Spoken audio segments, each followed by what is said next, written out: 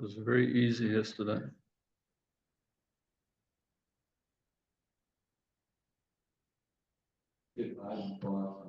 Yeah.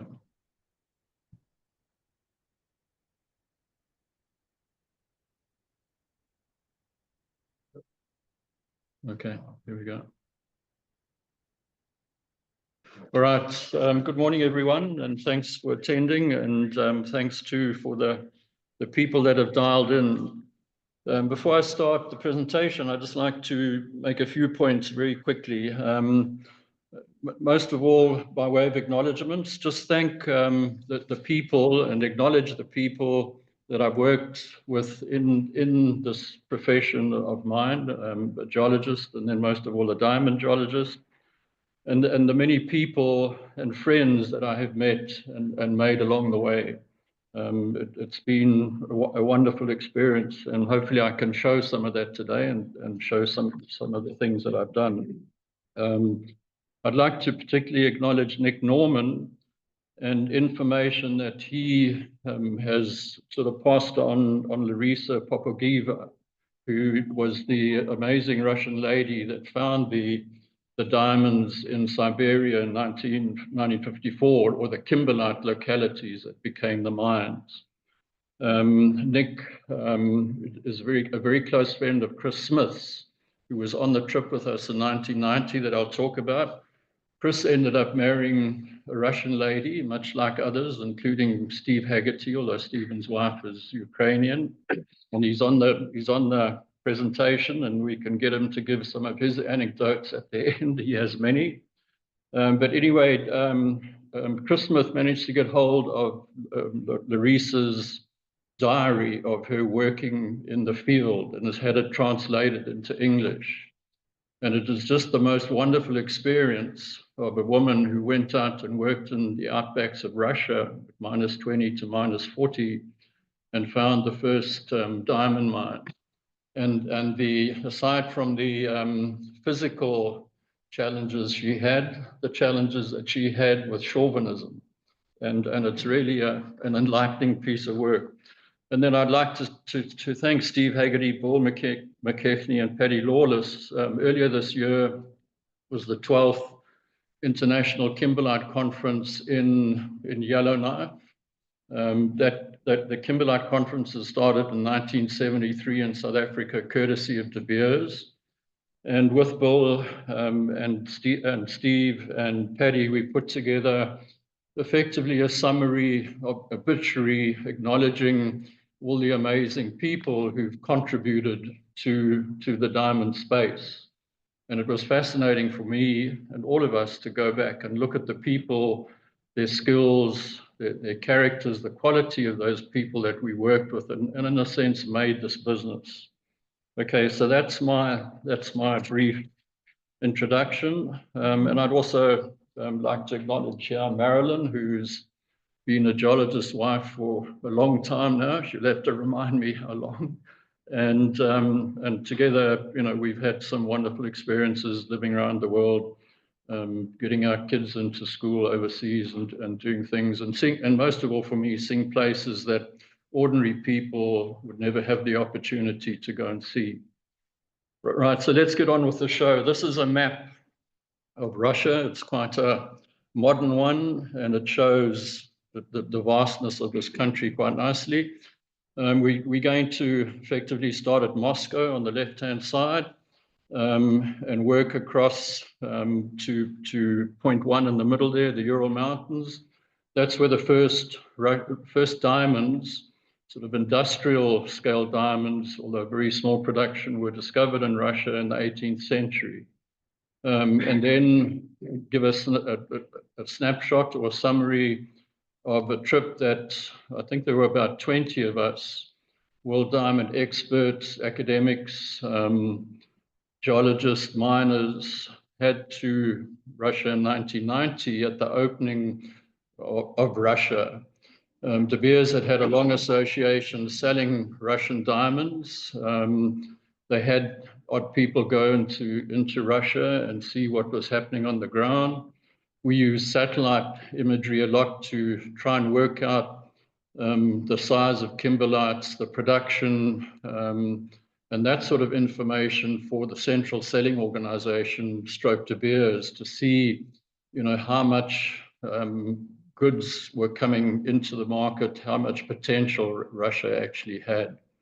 And then, so that was my first trip to Russia. And then I was very fortunate more recently to get involved in the Arkhangelsk kimberlite province up in the northwest part of Russia, number 3 there on this diagram, on the White Sea. And I had a fascinating couple of trips, ironically, with Luke Oil.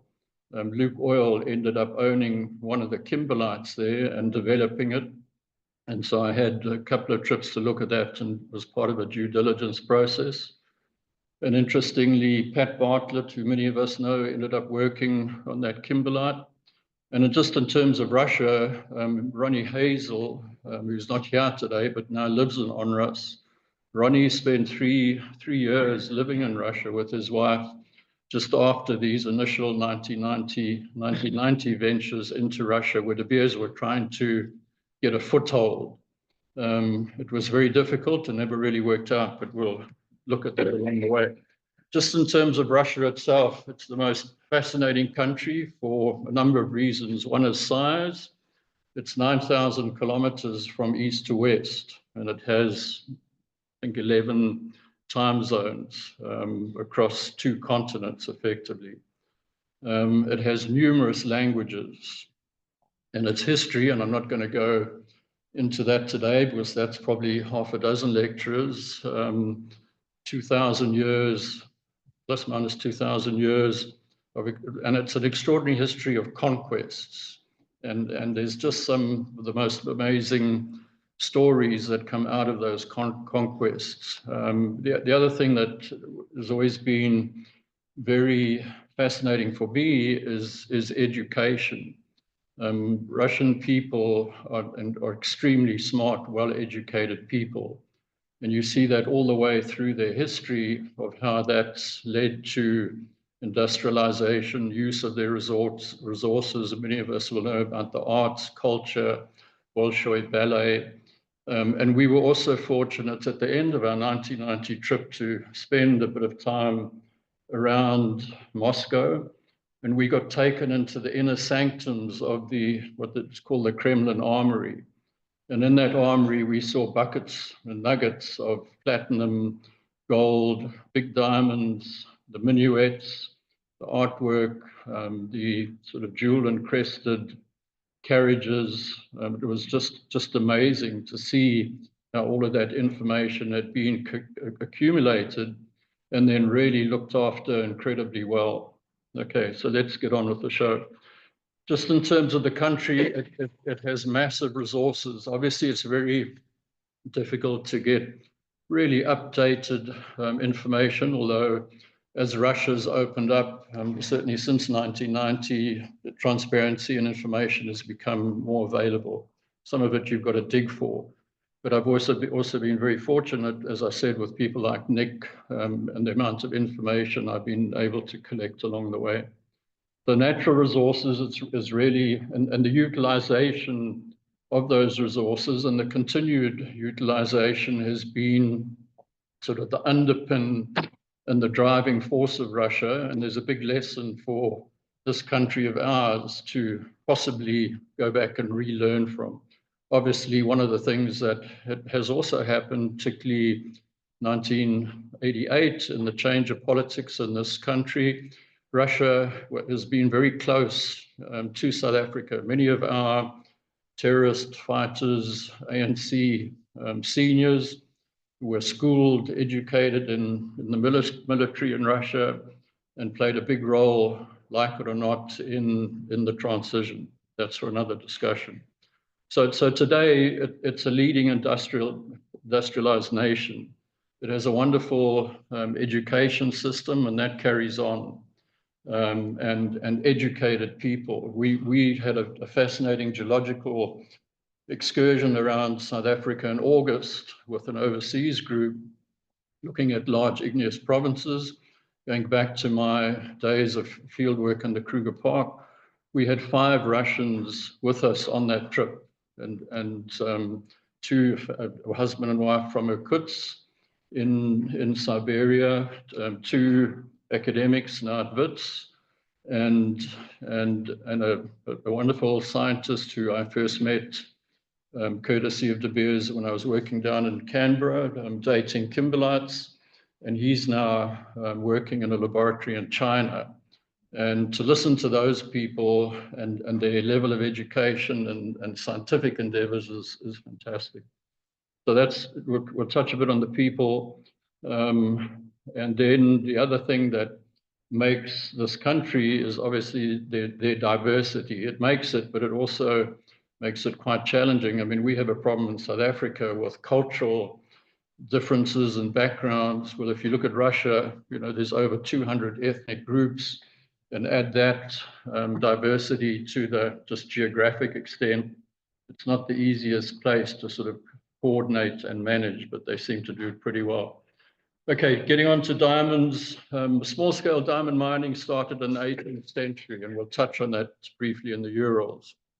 Then, as part of the industrialization process, Russia realized that they needed diamonds. Diamonds have far more uses than just pretty jewelry. Diamonds have a huge application in industrial processes, milling, grinding, polishing, cutting, drilling holes, drill bits for drilling through rock and so forth. Don't have to tell you geologists that. Anyway, a wonderful scientist Vladimir Sobolev, who was father of Nick Sobolev, who we'll talk about and we'll see pictures in this talk. He looked at abroad and he looked at the world and where Russian deposits were. And he recognized the fact that we in South Africa have this Karelian Craton. All of our diamondiferous kimberlites and mines are located on the old Karelian Craton in the interior of the country. It also supports not only kimberlites, diamondiferous kimberlites, but the Wits Basin and platinum, Bushveld complex, etc. And said basically that our Siberian terrain out in eastern Russia has many similarities to the Karelian Craton. And effectively, he was looking at a model that Tom Clifford, who some of you in this room will probably have met or knew of at Wits. He was born in the UK. Tom was a long-time professor at Wits, and I should just acknowledge that Erica Barton here today also has some background in this business and history. And she wrote a paper years ago with Tom Clifford. But in the industry, we talked about the Clifford-Rule. If you wanted to go prospecting for diamondiferous kimberlites, go and find an old Archean terrain, which has got this normally deep protonic root. If you're going to convert graphite or carbon to diamonds, you need 150 kilometers of depth or 50 kilobars of pressure and about 1200 degrees centigrade of temperature. And down below that keel of ours is all this potentially diamondiferous mantle. We'll get Steve Haggerty to comment on it too. He's also on this talk and a world expert, the boy from the Eastern Rand who has had a wonderful career in diamonds too, studying diamonds and where they come from. So anyway, you need this cratonic signature, and Vladimir Sobolev figured out that the eastern side of Russia was exactly similar to us. It's also got, interestingly, basalts and Karoo dolerites like we have in this country. They're just older, 250 million years. And they actually, the sediments in that cover many of the kimberlites. A lot of the work done in Russia has been fascinating of finding kimberlites through the younger cover. Most of the mines ages are about 350 million years in Siberia. And then above this, you have cover. So, you know, they did some really good detective work through the cover to find some of the bigger kimberlites. Okay, so that's a little bit about the background. So the first diamond was discovered in Yakutia in 1949. And then in 1954, Larisa Popokheva and her, also a lady lab assistant, identified the first indicator minerals, garnets, chromites, ilmenites, the classic mineral suite that we associate with kimberlites. And that led to the first discovery of the Zarnitsa pipe. I'll show you where that is on the map. And as I said earlier, the considerable hardship, weather, resources, and chauvinism. And it wasn't long after that that Russian goods started entering the world diamond markets. There was a Yakutia Almaz Trust created in 1957, and then a tented village of Verni, and we'll show you what it looks like now. And those Russian diamonds very soon entered the fold, the De Beers fold, and into the CSO, or the Central Selling Organization, or what we now today refer as the Diamond Trading Company. And that's where the long association between De Beers and Russia started. And today, just for reference, the big Russian diamond mining company, it is listed on the exchange. They did at one stage, I think, look at taking a listing offshore as well, but with all the current developments, it's ended up as El Rosa and listed on the Russian stock market with a very big ownership by the Russian government, obviously. So these are just now where we get into the interesting part, the people. This is Larissa, and a picture of her in her field camp out in Russia with a field assistant in 1954. And as I've already said, did wonderful work, very detailed sampling, collection of samples, much like was done here in South Africa to find many of our big kimberlites and Botswana. And there's just two images showing on the left-hand side, an old picture of the eastern part of Siberia.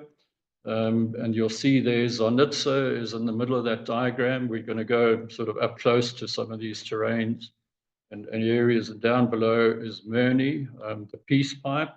And that was the kimberlite that sort of followed and been one of the world's richest kimberlites. It's now, I think, got to being an underground mine. It's been quite an interesting and challenging transition to go from the steep open pit, very high grade. For the geotechs, we were always fascinated when we went there to see the very steep sidewalls of these pipes, particularly given the fact that you're in the permafrost, everything's frozen, and hence your sidewalls, the country rock there tends to be, if it was in South Africa, you would have a real problem like they do in the northwest of Russia with stability, because those slushy sediments here have become messy and weathered and so on. But there in Russia, when everything is frozen down to a couple of 100 meters, or can be that deep, the permafrost, your walls stand up beautifully, so you can make very steep-sided pits.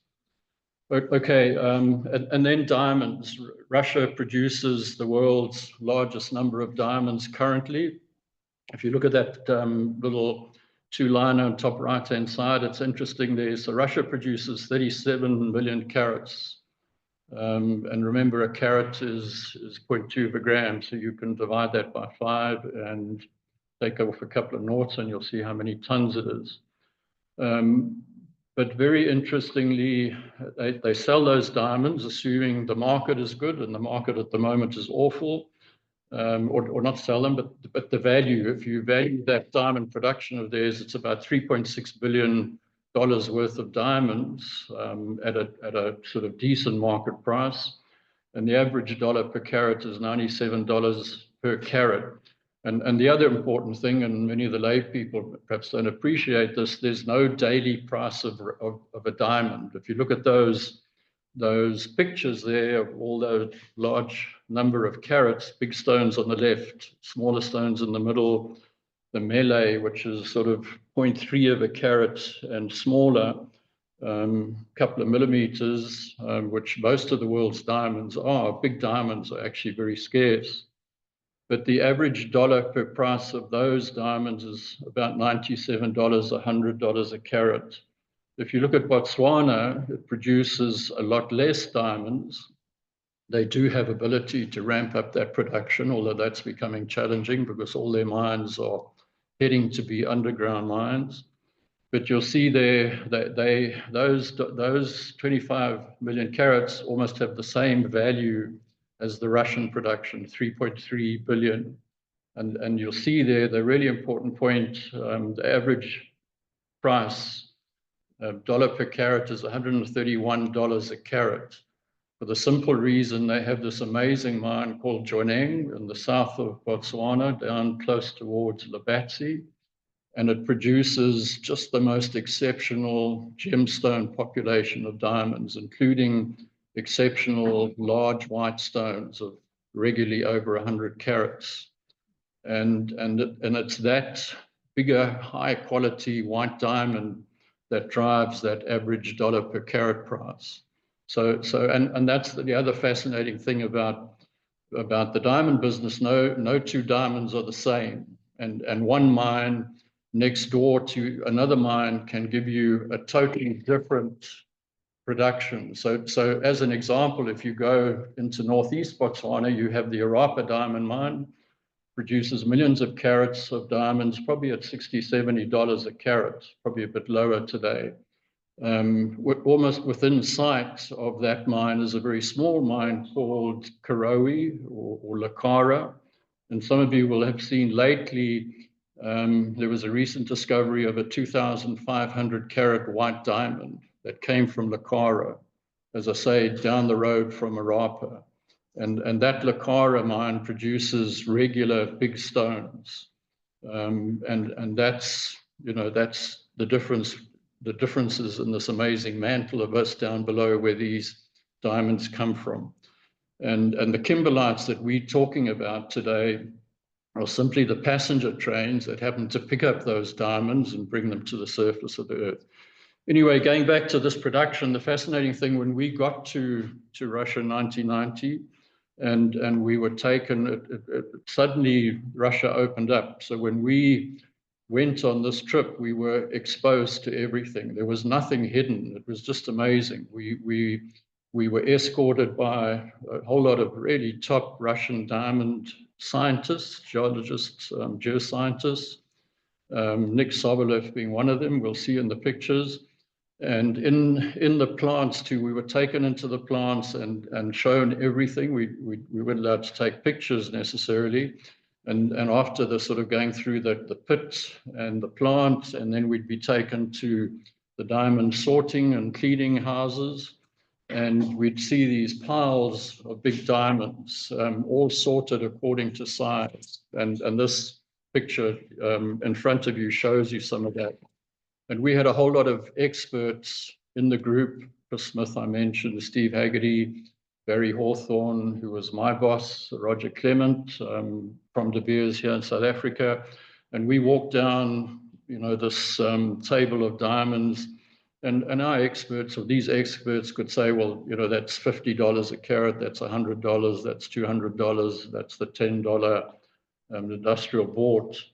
And a lot of the local people, experts as well, were quite blown away by the fact that we were talking dollar and value numbers, but because again the secrecy and the lack of transparency still applied then.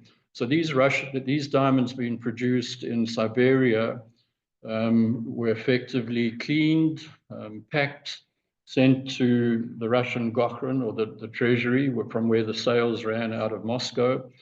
And the people on the ground had no idea of what the actual value was. And here came along a whole bunch of experts talking about value. So obviously it was important to us geologists from here to also understand the economics. And so those mines operated as a cost center. You mined your diamonds very successfully, sent them to Moscow, and then you sent them a bill for your monthly or quarterly costs. So they didn't have at that stage a situation where each and every mine would have been running its own costs, knowing whether they were economic or sub-economic. And part of the reason obviously was that even back then Russia was, well, particularly back then, Russia was looking for hard currency, to drive their economy. So their mineral exports, obviously oil and gas, and a whole spectrum of minerals, including diamonds, were a very key part of that economy. And we can come back to a lot of this, but let's just move on. So we'll go and quickly look at the Ural Mountains alluvial diamonds. They're alluvial diamonds. I'll show you why. You'll see my blue diamond there. The Ural Mountains are a fascinating suture between two ancient blocks of geology. On the left-hand side, you get the European platform. You'll see there, or European plain. Make that the European platform, very distinct geology from the Siberian side. And that long green line, almost north-south, is a major suture between two plates that have collided over a period of time. And the geology there goes back to 3 billion years, and it's obviously been one of these belts which is continually reactivated and moves and produces new geological events, which is, the norm in plate tectonics. It's also, as a consequence of that, it has immense mineral deposits, porphyry bodies, copper bodies, all sorts of sulfides, a lot of iron ore. And this area played a very significant role in Russia's development since the 18th century, given the mineral deposits. And as I say there, it's contributed to the economy since the 18th century. And a place like Perm, you do hear the name in the press once in a while. Perm is a very big industrial center in the middle of Russia. If you take the Trans-Siberian train ride, which you've seen on BBC, I'm sure, they go all the way from Vladivostok on the east, and they go through Perm on the way to Moscow and St. Petersburg. So that's where we'll focus in. There's just a little bit of history there about the diamond discoveries. And again, in the 18th century, Tsar Nicholas I, one of these forward-looking people, said we need more mineral deposits to sustain this country. And he enlisted a fascinating geographer and geologist, Alexander von Humboldt. There's a picture of him down below, who'd interestingly done work in South America, where there's quite a close association between lots of alluvial diamonds and other mineral deposits, just loosely speaking. Anyway, von Humboldt was then given the task of driving new exploration to find more mineral deposits, including diamonds. And he did exactly that with a colleague of his, Count Follier, who happened to have a wife with a big estate very close to the city of Yekaterinburg, which is on that diagram. You'll see it down there below Perm. And it was very close to that where the Ural diamonds were then discovered. Production was small, never really enough to meet the needs of Russia's industrialization, and hence the drive into Siberia. The diamonds are particularly interesting. You'll see on the left-hand side those pictures, very small, well sorted, and very rounded. They also show clear signs of radiation damage.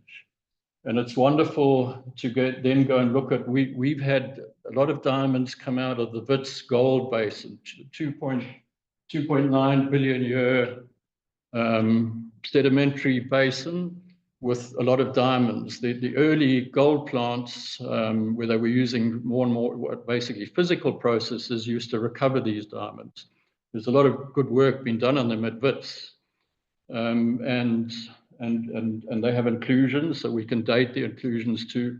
Anyway, so and the key thing is they have radiation damage. You'll see the diamond on the top right-hand side there, with little specks where probably uraninite grains have sat on the side of that diamond and caused damage into the lattice.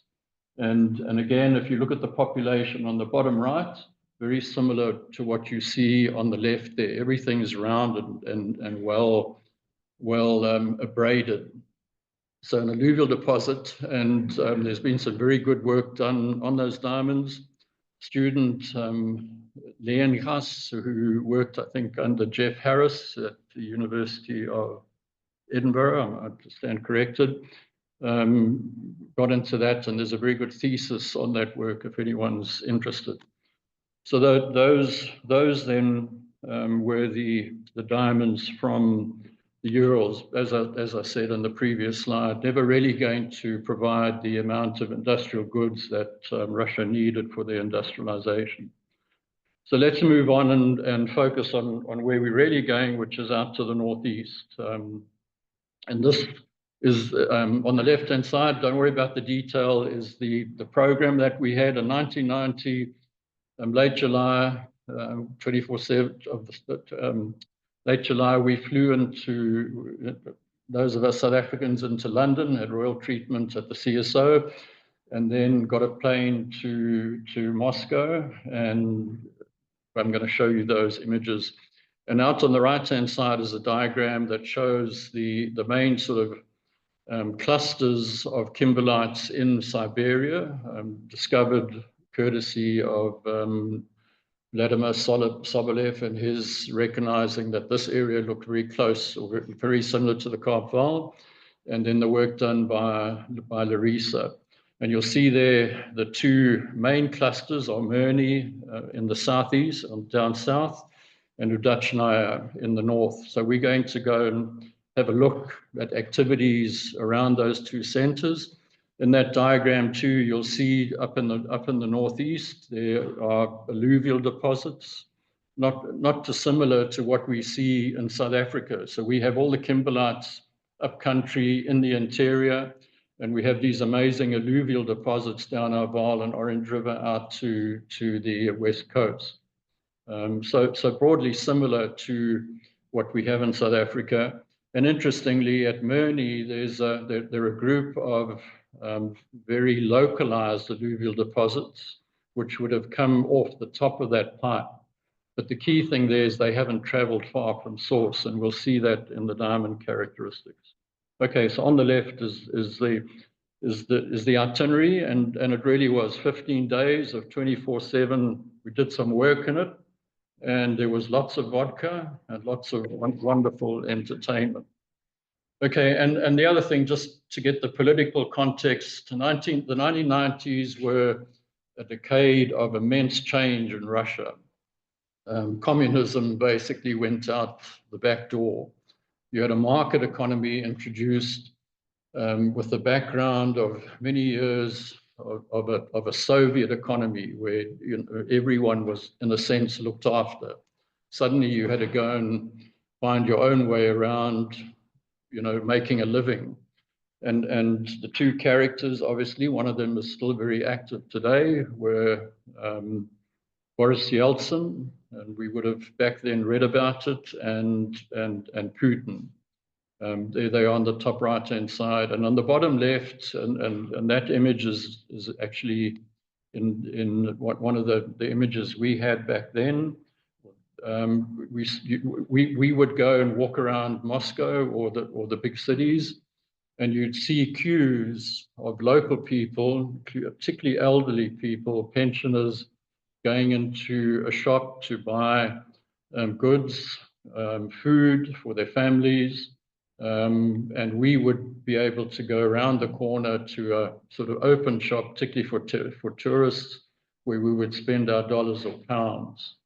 And these food lines were very prevalent for a long time in this period of economic transition, where, as you can imagine, if you have a sudden market economy replacing a collective economy where everyone was looked after, there's some serious consequences, and some of those consequences carry on today.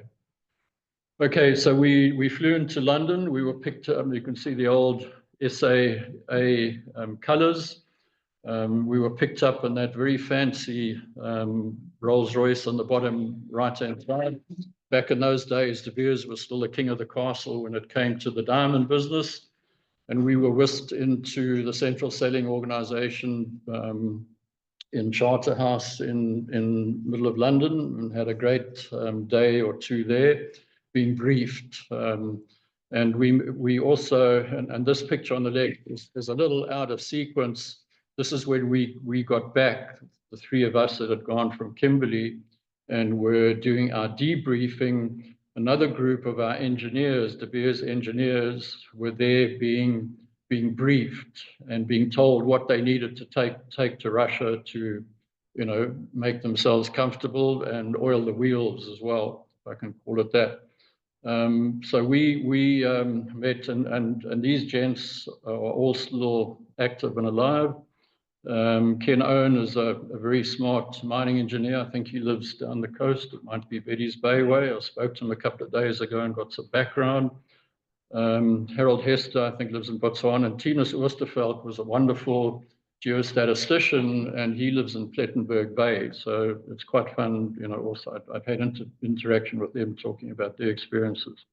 Okay, and the key things that we took with us were toilet paper, chewing gum for kids if you wanted your baggage carried, sample bags, and the other key thing that earned us lots and lots of samples were satellite images, because those people out in Siberia, and in fact, even relatively speaking, until 10, 20 years ago, it was hard to find a Russian map with coords on it, because they didn't want to give away state secrets.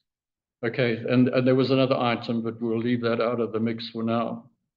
And we checked into a hotel in Moscow. And the first thing we walked into when we were checking on, there was a party. It was Friday evening, and there was a party on the go. And on the bottom left-hand side is Steve Haggerty. So with respect, Steve, who's on this talk, he was our sort of leading party driver and a great dancer. And on the top right-hand side were these miles and miles of apartments, and the hotel was in the base of one of those apartments.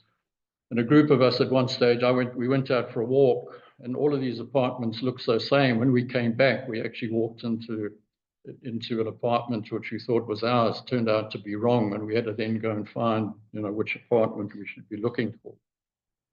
Okay, from there, we didn't spend a lot of time. We went on to Novosibirsk, to a research organization, geological organization. I'm not going to pronounce the word, or try and pronounce all the language, where we had a sort of 1.5 day technical session. We gave some presentations, and all the Russian experts that we were traveling with gave us presentations on their work, and it was really, really fascinating. But even back then, Russia, it wasn't sort of first world and slick, but it was incredibly functional, and everything worked. And the engineering, when you looked at it, was real world class, like the tube station. So that's Novosibirsk, the sort of university and industrial center back in 1990. On the bottom right-hand side is some of our party, Bill Griffin, and in particular, the next man there is Nick Sobolev, who was just the most wonderful geoscientist, diamond expert, and person. And on the bottom left there, Russia has an amazing array of industrial stones, precious stones. So all the tube stations, the walls were all embedded with precious stones and decorative stone, and had these wonderful murals of sort of the history of Russia and Lenin and all of those people on the walls. Then after that event, we got on another airplane, and now we took off into Siberia. And again, this is a group of the experts we were with. All of these people, really, really smart people. Joe Boyd, an American, many people or some people recognize the name. Dave Nielsen, Nick Pokolenko, who was a very smart Russian diamond expert. Zhang Ndi, a diamond person out of China back then, who'd done some really good work. Louis Nicolaisen, who was at the Bernard Price Institute, and Barry Dawson in the front. This was in the departure lounge, and this is where we started to sort of try and acclimatize to the vodka. And just for interest, we'll pass this around at the end. This is a plastic bottle, but this is vodka from Arkhangelsk area, from the White Sea. So it's real vodka. If you want to taste, I'll pass it around.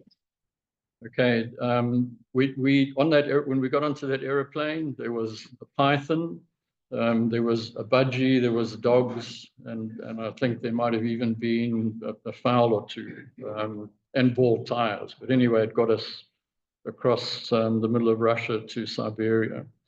And this is classic Steve Haggerty. This is now, we got to Murney and we went through the mine, and then we got into the diamond laboratory, and Steve Haggerty has spent his life studying diamonds and mantle rocks. And anything that's a diamond or a mantle rock, he goes ballistic. So there's his first exposure to some, you can see, I think it's a packet of small diamonds in the middle there below his left hand, and Steve's looking at them down a microscope. Then we took a flight out to the alluvial deposit that I mentioned. It was 25 kilometers northwest of Murney, and we got into this Russian, I think it's an Mi-8 helicopter. That feature you can see in front of all the geologists, there's actually the fuel tank. So you almost sat on the fuel tank. Okay, and again, there a whole lot of really exceptional people. Nick Sobolev, far left, Steve Haggerty, Roger Clement, he was out of Kimberley and now lives in Neisner, Bill Griffin, an Australian, Barry Hawthorne, our boss back then, sadly, he's deceased. And it was people like Barry, he was a Rhodes graduate, who actually drove, and many of us, Keith will know him, drove diamond research in De Beers. And when I look at myself and many others, Erica in the room here too also ended up De Beers, we were given amazing opportunities to go and do research, date diamonds, date kimberlites. I had 3 or 4 wonderful trips to the Research School of Earth Sciences with Bill Griffin to date perovskites. You know, research was seen as a very important role in understanding diamonds and hence hopefully discovering new diamond deposits. Okay, this is the alluvial deposit. In the middle of that little picture in the left bottom is John Gurney, who was Mr. Diamond at UCT. He's now also deceased, sadly. But that's the alluvial deposit, and bear in mind we're underground. This diamond deposit was covered, so it had been discovered through this immense, very diligent exploration work by Russian geologists. On the right-hand side there is the local geology, and at the bottom there you can see sedimentation. Flat-lying sediments, much like our Karoo sediments, and then you'll see broken up material above that where my pen is, and you'll see lots of fragments in there. Most of those fragments are pieces of kimberlites, and if you look at that diamond population in the middle there, it's not a great picture, but those are diamonds from these alluvials, and the first thing you'll notice is they are very sharp-edged. They haven't traveled far compared to those diamonds that I showed you earlier from the Urals and the Vits. So here was an example of proximal alluvial deposits quite closely adjacent to the kimberlite sources. And we see that at Letseng, for example. We see it in, around many of our kimberlites down off the Cullinan kimberlite were alluvial deposits. At Argyle Diamond Mine, alluvial deposits which were mined. So it's not uncommon. And then obviously the further diamonds travel, like our West Coast diamonds, the further they go from source over millions of years and they get eroded and eroded, you end up with these super high grade, high quality deposits like we have off our West Coast of South Africa and Namibia. Okay, and then we spent time with each mine had its own technical department who were still doing exploration. Really smart people in this case, given that they were looking through cover to see kimberlites below, a lot of very good geophysicists. So here it was Sniggery, the technical sessions that we had out in the field, and this, bear in mind, was the short summer. The weather was wonderful. So wherever we went, we had technical sessions by the local experts, typically with an interpreter. And then we'd always end these events with a barbecue or a dinner. We ate lots of chicken. In this case, we We ate more local meats, and the ladies, the hospitality was absolutely wonderful. Again, the people we met. This is a geophysicist. This young woman, her husband was part of that Sniggery team. And we happened to be walking down the street, and we bumped into this lady and her two kids, and she kindly took us into her home, which was very basic. As I say, both at that stage, both of these people were smart geophysicists, the two kids, the dog, and this house, which didn't have running water. And then very importantly, in all these places, you see the hothouse under plastic on the right-hand side there. So we ate a tremendous number of tomatoes around that time as well. Okay, then we went north. I'm going to keep going to the Ural mines, and then we did a lot of local activities around there, obviously focusing on kimberlites and diamonds, but also looking at exploration programs, how the Russians did it. We were obviously trying to learn as much as we could from them. This is the Ural pipe. This is quite a recent photograph. It was 25 hectares, a big open pit mine today, getting to the end of its life. In fact, it is at the end of its life, but it was again very well mined. It's not very clear there, but you'll see also the very steep side cuts in that pipe. The other thing to realize, or very importantly, is the weather in Russia, much like the diamond mines in northwest Canada, Yellowknife, up north of the Arctic Circle. These guys mine at -20 to -40, and that comes with a big cost. When our geologists first went to Siberia, the couple that did, like Barry Hawthorne, and went to the side of the pit, they'd see the big heavy vehicles with a fire. If they were parked, that they had a fire under the sun to keep the oil and lubricants moving. Obviously, with modern lubricants, that's changed. But if you look at the plant too on the top right there, all of the plants are clad. We build a $1 billion plant in Botswana or South Africa. You don't worry about cladding. The water doesn't really freeze. Here you've got to clad everything, and that comes with a big cost. And then obviously you've got to make sure you've got electricity to heat the water and do those things as well. And again, the diamonds there, Ural was a fairly high-grade mine, but mostly small diamonds. The other thing, as we went along, we learned that the Russians were incredibly smart at making sure they recovered all their grade. They crushed, they used rod mills, they smashed diamonds, and then they ended up using autogenous milling, and then they'd use froth separation and flotation, and they'd find all these tiny diamonds, which De Beers then had to buy. But they were very smart at recovering, all of their goods. And one of the reasons being is when you create when you create waste dumps and stockpiles in Russia, they're mostly going to be frozen. Here in Southern Africa, we've been back to all those old tailings and reprocessed them with new technology. So, again, when you look at the smartness and the competence of people who built these mines, ran their mines, they were really a couple of steps ahead of many of us. Okay, and they had big equipment made locally. That's changed a bit. If you go there now, there's much more Western equipment being used as well. But around here, we again had wonderful experiences. We went cross country to see some of the smaller kimberlites in this region. We went there in amphibious vehicles. We came out dry.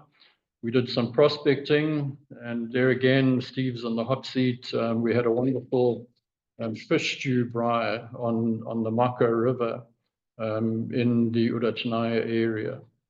We again, self-sufficient. You were miles from anywhere. In this case, they had their own hydroelectric power system. Obviously, diamond mines need lots of power.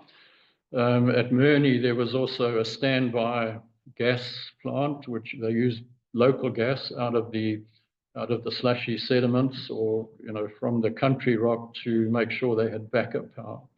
The schools, we were taken to schools. This was a kindergarten school on the right-hand side at this Chernovetsky sort of development, local development, not far from the Rachnaya mine. And again, you saw the quality of education and dedication to young kids. You don't see the sun much in that part of the world, and all of these kids, when they took their sort of midday nap, would be under UV lights to get their vitamin D quota for the day. So that really, looking at time, is a snapshot of what we did, and it was just almost a visit of a lifetime, given the experiences we had and the places we got to. If we then move on, I talked about Russians, they're plant smashing diamonds. Well, we in the business have seen in recent years more and more big recoveries from Russia as well. The big emphasis today on diamond mining is don't break the big diamonds. De Beers did it in the good old days. We had a dedicated geologist, Derek Robinson, who most of us knew well, who all he did with a team of ladies at Harry Oppenheimer Sorting House in Kimberley is study diamond parcels from all the De Beers mines to monitor the breakage. And the figures back then, and that's when I was there, 1983 to 1994, were about 30% of the diamonds were being broken. So, but that system's also changed, where nowadays, particularly at places like Choneng, you want to recover the big diamonds, and they do that very successfully today. That's pink stones, our classic sources of pink stones are the Cow Diamond Mine and Letseng and Lesotho. And you also get them out of the Cullinan Diamond Mine. The Russian kimberlites also produce pink diamonds. Okay, let's look quickly at Arkhangelsk. Time is running. It's up on the northwest side of Russia in the White Sea. Again, a fascinating place, very different cultures. And for me, it was very interesting to having sort of seen the Siberian side of Russia and met the people there, to then go and meet the people in northwest Russia. So these kimberlites were discovered a lot more recently, 1975. First diamondiferous pipe was found in 1980. It's like most localities, it's diamond clusters, a whole lot of diamonds on an old Archean basement. So there's undoubtedly sort of a cratonic root under this area. I haven't checked lately. The last information I had, about 70 pipes, 25 with diamonds and 6 with economic potential. The group, there's 2 groups, and you'll see it there on the left-hand side of the pink diagram, and there's a Zalitsa diamond field. We'll come to that. So there's two big pipes and a cluster of small pipes being mined in 2 open pits. And then there's the Grib pipe, and there's a fascinating history of Grib. And that was the pipe I ended up doing some due diligence work on for initially a Canadian crowd who found it and were trying to acquire it, but never managed, nor did De Beers. So that was the work that I looked at Grib, and then Luke Oil got involved.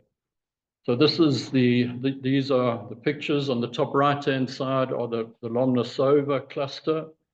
You'll see there in the middle of that pink diagram, number 1 is the Lomnosova diamond mine, and then there's the Grib to the northeast of that.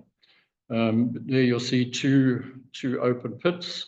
Very interesting here, these kimberlites all had very thick cover. Probably here in South Africa, you wouldn't have developed them. 60, 70 meters of cover. Again, from an economic point of view, the Russians made a decision to go and mine them, probably driven again by the need for hard currency. So those mines, they've had to do a tremendous amount of stripping. The problem there too is the wall rock. The wall rock is not particularly competent. It's again soft, slushy sediment. So running an open pit is probably safer than going underground. There's the Grib mine on the left-hand side. That's Grib, yeah. Okay, and interestingly, you know, they have made a point of recovering big diamonds, and there are big diamonds out of that pipe. There's a very checkered history of Archangel.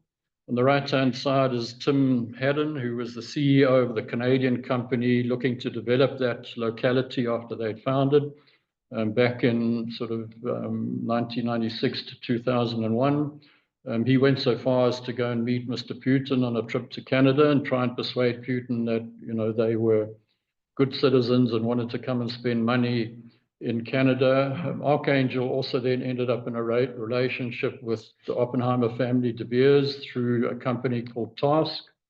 And Task were going to put in money to develop that locality, and that also failed.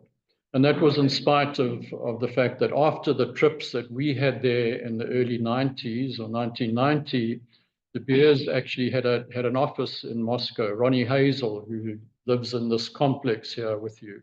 Ronnie lived and ran the office for 3 years in, I think I said it there, probably somewhere between 91 to 95.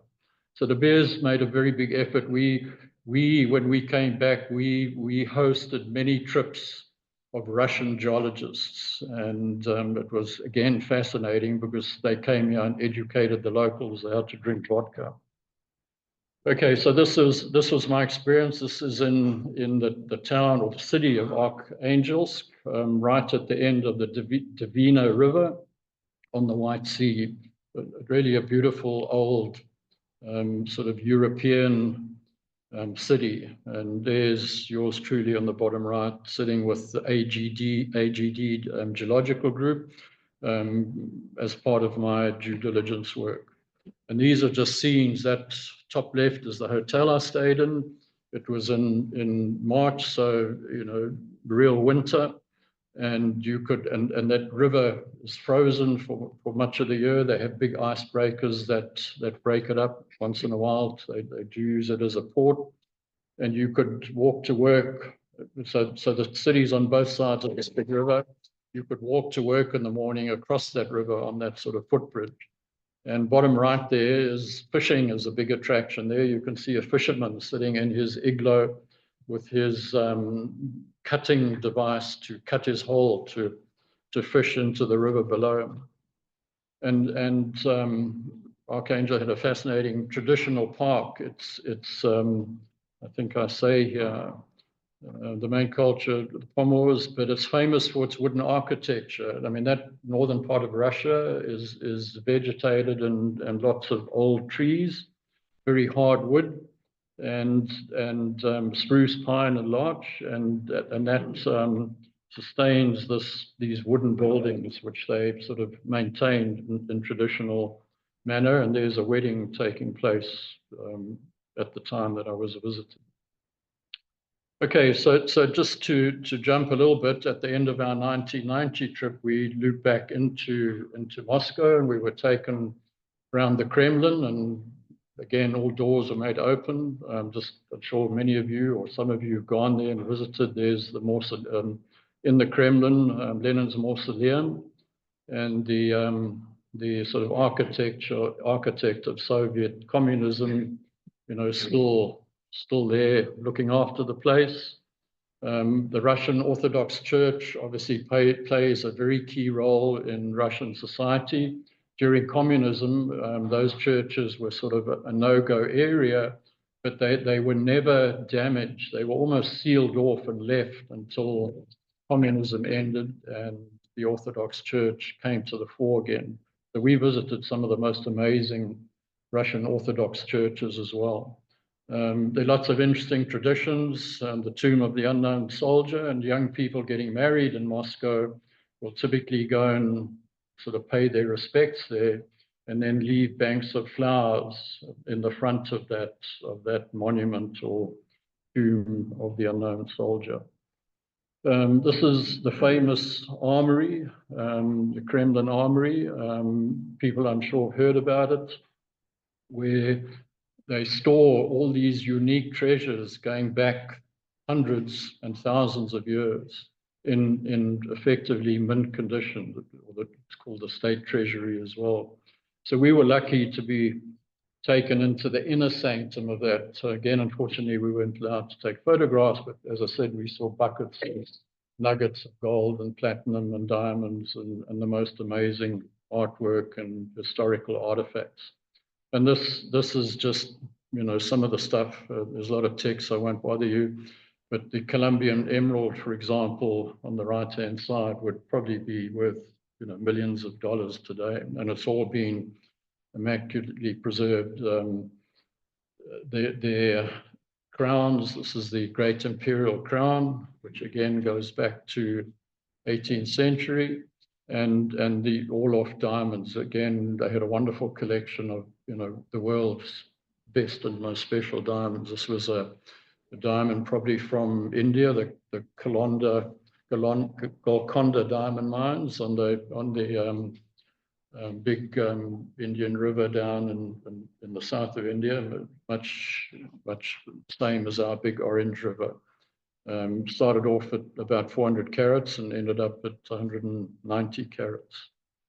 And then the one I'm sure you've all heard about is the Bolshoi Theatre, which goes back to 1776. The actual theatre itself opened in 1825. I was fortunate enough on one of the trips to Lukoil and Archangel to actually go to a show there. I think it was Swan Lake, and again, it was just the most amazing experience. Okay, just to wrap up, and there's the vodka. We'll pass it around. There's a little snapshot on vodka. It's, I guess it's a bit like, I know we drink a lot of wine here, but vodka has this long ancient association with the Russian people since the 1300s. And it's, it's the drink at a wedding or a celebration or party, or just to get drunk.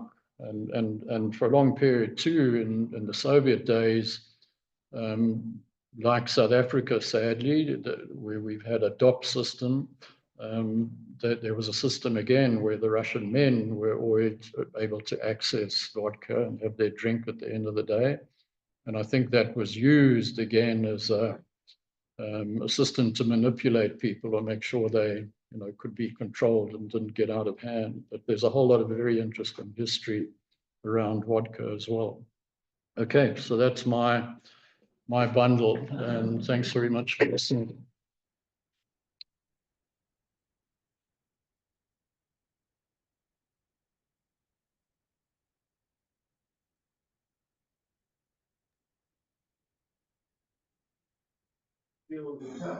Excellent. I mean, it's open. You can go there today. Yeah, and we have so much, negativity.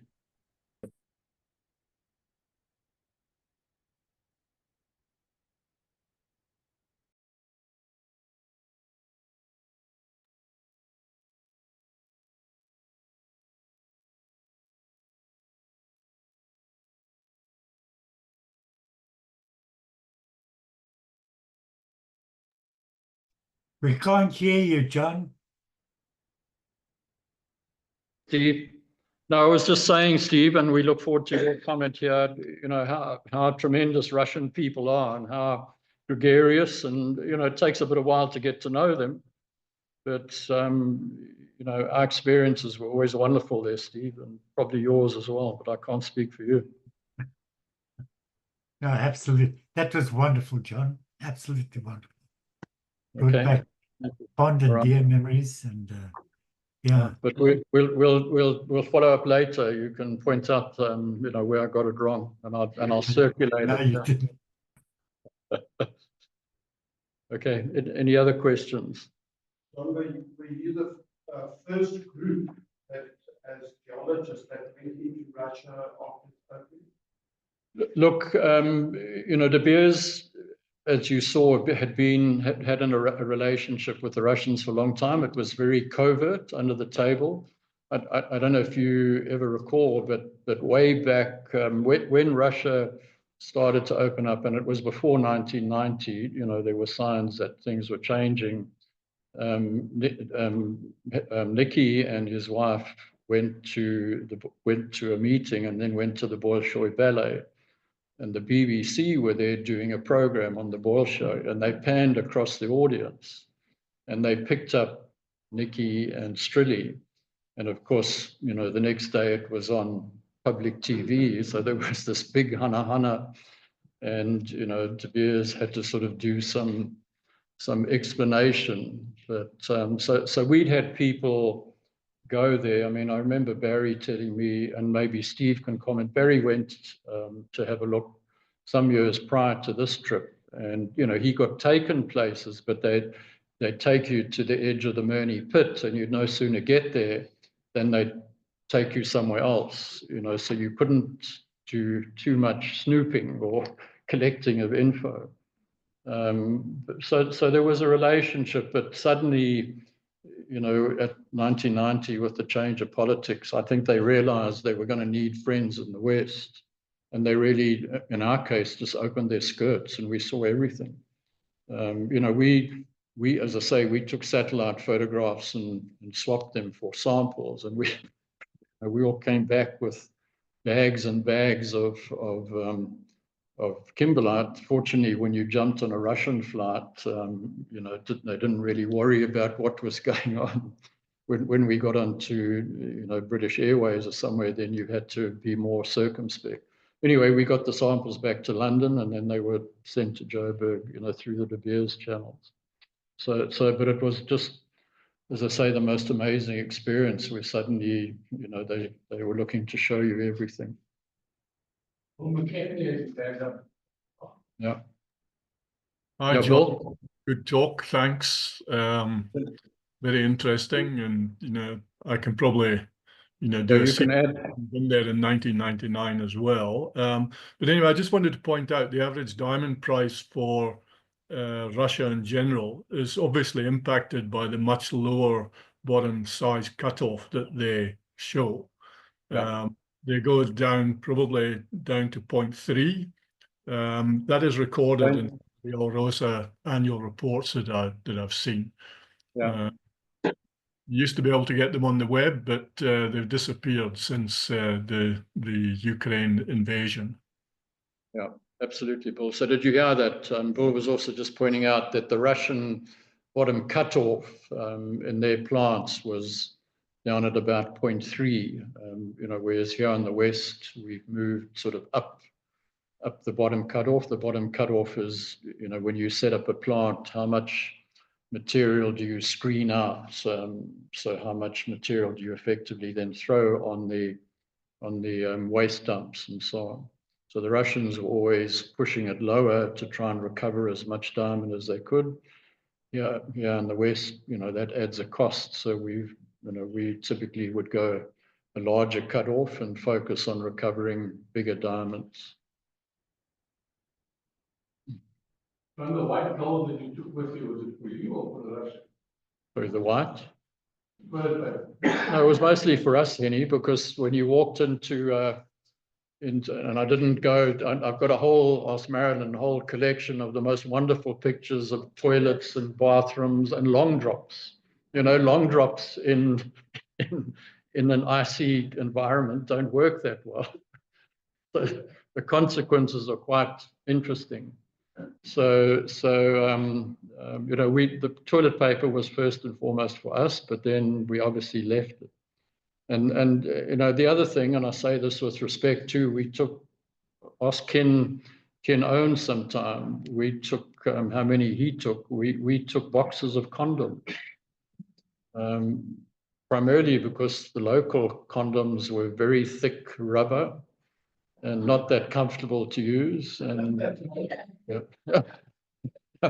And Steve can add to this. And you know, we had more effective condoms. Well, you know, you asked a question. I have a roll of Russian toilet paper at home. It's like 25 years old. We worked in 3 years. And I'll tell you, I can use this Emily paper on my own. And the other experience you had working in Siberia, You can look something out of shoulder distance, really off the Gilligan. And the toilets were long drops used to freeze in winter, and everyone knows ice expands. So that all the buildings, the windows and everything were standing on little hillocks. And when it's poured, they all went down the mass. So most of the buildings were even over. So, and of course, the other problem we had was that there were long drops with no sea. So you had to squat, which most of us aren't used to doing. So it was quite nice with the guys that got you because it was a quite an interesting experience. No, it was, Keith. I didn't get too intimate there. Yeah. And what I've asked Steve to do is a follow-up presentation because he can give you more color on a lot of this. He had several trips. In fact, he went to a Kut, I think he was saying earlier, in 1988, Steve? He left. Stephen? Yeah, 1986. 1986. Yeah, so he had been into Siberia out east, 4 years earlier than the rest of us. Yeah. Where does the Russians sell their diamonds at present? There's still a sort of agreement to keep the price, let's say, low, or is there overproduction, or what's happening? No, look, they had a very interesting system. I mean, they were a great partner with De Beers because, back then there were dips in the diamond market. And they would, De Beers would say, we've got a problem. Well, just step back. Just remember the diamond business is a marketing business. And one of the problems we have with the business today is there's not enough marketing. It's a luxury product. Anyway, so De Beers had a really good relationship with De Beers. When the market was tough, they both withheld diamonds. And what they would do is they would then sell. And remember I talked about the cost center approach. They would send their diamonds to the Gochran, and that Gochran the Gochran was really a government body set up specifically to manage their mineral wealth, and they did it incredibly successfully. For obvious reasons, it was a core economic driver for Russia. So during periods where there was an oversupply, so to speak, they would carry on mining and they would send their diamonds to the Gochran, and the Gochran would pay their bills and hold those diamonds like De Beers did for the CSO. And then when the market picked up, De Beers or CSO and the Gochran would talk and they would release them into the market. And, like it or love it or hate it, the old cartel system worked really well. And, it's one of the problems the market has at the moment. There are too many diamonds. There's been pressure from lab-grown diamonds. China's not functioning. The US sales have been weak, so, diamonds are on the floor, but there's no market, no management mechanism. But right now, we know that a lot of the Russian goods are going to the Gochran again. There's been this big drive to fingerprint diamonds. Well, fingerprinting diamonds is extremely difficult. You saw the size of most of those diamonds, and they're millions of individual stones. And when they get to India and cut and polish, you're not going to tell the difference. So the Gochran is holding goods at the moment, and managing the system as they've done for many years. Okay, any other questions? But bottom line, it's a fascinating business. All of us, and we were talking about it earlier. The characters and the people we worked with were amazing, and I'm sure the diamond business will bounce back, but it's a very different business today. Jonathan point to a moment. You read Michael Corey's book on Hair Economics. And is it not possible to argue that the marketing diamonds has deteriorated because there's no one in the division of Hair Economics around the present market diamonds? He understood quite clearly what it took to market diamonds. Yeah, Keith, I mean, all of us benefited at Anglo and De Beers. I mean, they were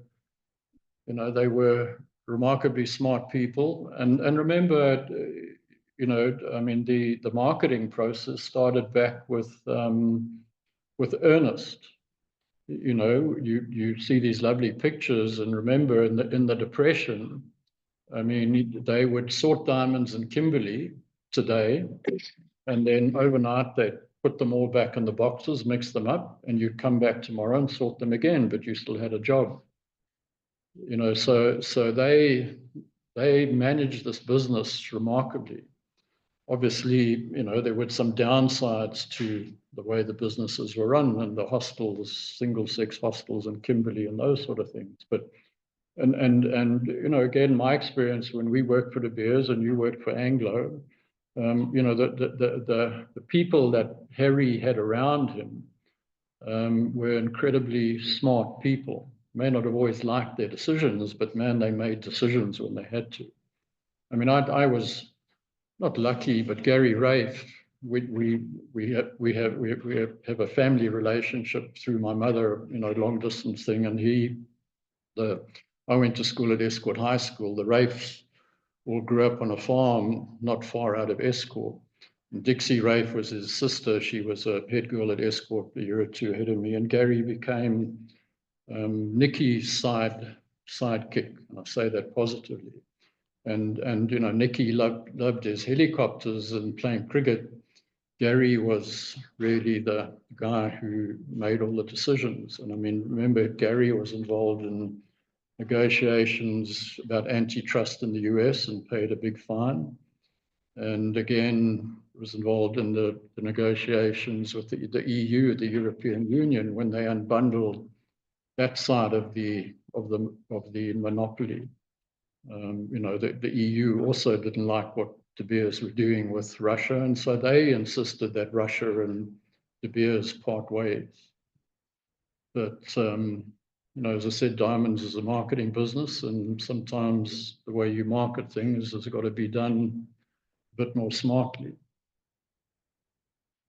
But my experience, and I'm sure everyone else who had any association with Anglo and De Beers, and you know, Steve might comment on that too. The people we worked with were just, and Bill too. I mean, we worked with really smart people, and you too. I mean, you had a long association with Anglo, and the technical people as well. I'm not just talking, you know, top management and CEOs. I'm talking the people and the training we got. You know, the exposure we got.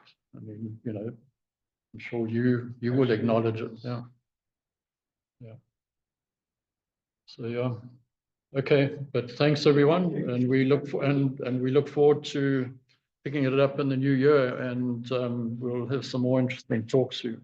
And we'll get Steve Haggerty to do his side of this talk. Right, Steve? Thank you. Thank you, everyone.